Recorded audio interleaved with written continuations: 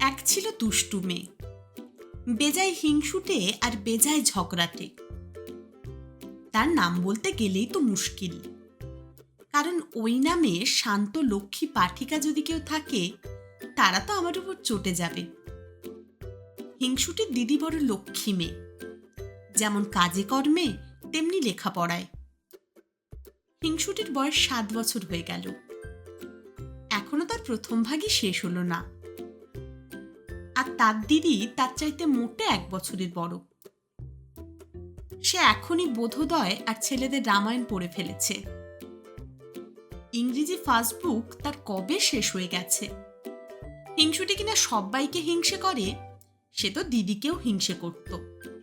দিদি স্কুলে যায়, প্রাইজ পায়, হিংসুটি খালি বকুনি খায় আর শাস্তি পায়।